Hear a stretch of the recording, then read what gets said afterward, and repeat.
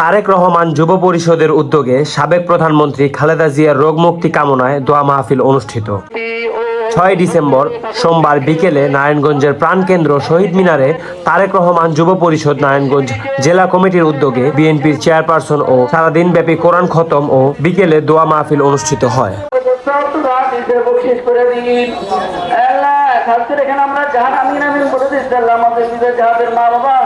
আত্মীয় স্বজন অন্ধকার কবর শেষ আল্লাহ প্রত্যেক রোজা করে সব ভাত এসে বকশিস করে দিন। আল্লাহ কাজ করে যাকে উদ্দেশ্য করে আল্লাহ মিলাদ মাহফিল আয়োজন করা হয়েছে আল্লাহ আল্লাহ খাস করে আল্লাহ আপনার তাকে সুস্থতা দান করে দিন। খাস করে আল্লাহ শহীদ ব্যক্তিদের জিয়াউর রহমানকে আল্লাহ আপনার জান্নাতের সর্বোচ্চ মোকাম দান করে দিন। আল্লাহ আপাতত আমার পক্ষে আল্লাহ আপনার জান্নাতের নসিব দান করে দিন। আল্লাহ খাস করে আল্লাহ আমাদের মেরাম আল্লাহ দেশ নেত্রী বেগম খালেদা জিয়া আল্লাহ গণতন্ত্রের মা আল্লাহ ওনাকে আল্লাহ আপনাকে সেবা আজেলা কামেলা দান করে দিন। আল্লাহ ওনাকে সম্পূর্ণ পরিপূর্ণভাবে আল্লাহ সুস্থতা আজেলা কামেলা দান করে দিন। আল্লাহ যেমনি ভাবে আল্লাহ আপনি 18 বছর পরে আল্লাহ 22 বছর আমাদেরকে সুস্থ করে দিয়েছিলেন আপনি ঠিক তেমনি ভাবে আল্লাহ ম্যাডাম খালেদা জিয়াকে আল্লাহ সুস্থতা দান করে দিন। আল্লাহ খাস করে আল্লাহ ওনাকে সুস্থতা দান করে আল্লাহ আবার আমাদের মাঝে আমাদের এই দেশে আল্লাহ সুসংগঠিত ভাবে আল্লাহ দেশ পরিচালনা করতে পারে সে তৌফিক দান করে দিন। আল্লাহ আমরা তারেক রহমান যুব পরিষদ বহুদলীয় গণতন্ত্রের প্রবক্তা শহীদ রাষ্ট্রপতি জিয়াউর রহমান যিনি 1971 সালের 26শে মার্চ রাতে মহান স্বাধীনতার ঘোষণা দিয়েছিলেন, আমরা তার আদর্শকে ধারণ করে তার নেতৃত্বকে বিশ্বাস করে আমরা বাংলাদেশ জাতীয়তাবাদী দল বিএনপির আদর্শের কর্মী হিসেবে আজকে বাংলাদেশের 64 জেলার প্রত্যেকটা ইউনিয়নে গ্রামে ওয়ার্ডে আমাদের এই বিস্তার তারেক রহমান যুব পরিষদকে আমরা বাংলাদেশের 64 জেলায় একটি সুন্দর সমাজ সঠিক নেতৃত্ব এবং সৎ মানুষ তৈরি করার অঙ্গীকার নিয়ে আমরা কাজ শুরু করেছি এবং আমাদের স্লোগান আমাদের সংগঠনের স্লোগান একটু ব্যতিক্রম করবি যুবশক্তি নিয়ে গর্বতের শহীদ জিয়াউর রহমানের বাংলাদেশ।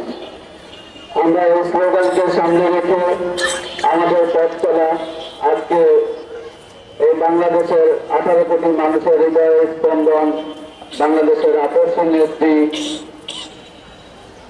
দেশমাতা বেগম খালেদা জিয়া বেশিরভাগ সরকারের জুলুম নির্যাতনের শিকার হয়ে কারাগারের পর থেকে উনি মারাত্মকভাবে অসুস্থ হয়ে আছেন। বারবার প্রতিবাদ সরকারের কাছে অনুরোধ করার পরে তিনি দেশমাতাকে বিদেশে নিয়ে উন্নত চিকিৎসা করতে দেয়নি, বিভিন্নভাবে ছলছাপিয়ে করে তাকে নির্যাতনের শিকার করেছেন। তারই ধারাবাহিকতায় আজকে দেশমাতা বেগম খালেদা জিয়া মৃত্যুর দ্বার প্রান্তে দাঁড়িয়ে আছেন। বাংলাদেশের 18 কোটি মানুষ সকলে দুই হাত তুলে চোখের পানি ঝরিয়ে তার মৃত্যুর রোগ মুক্তির জন্য প্রার্থনা করছেন।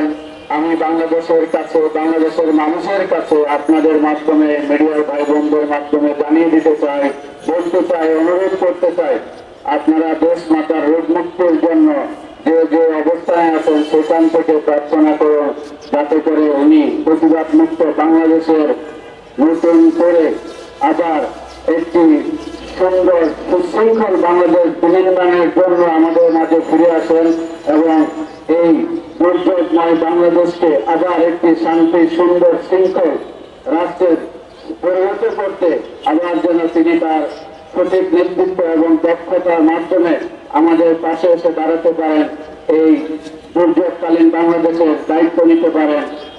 আমি আজকে এইখানে কোরআন খতম হয়েছে এবং কিছুক্ষণ পরেই আমাদের মাওলানা সাহেব দেশমাতা বেগম খালেদা জিয়ার রোগ মুক্তির জন্য এবং তার সুস্থতা দীর্ঘায়ুর জন্য দোয়া প্রার্থনা করবেন।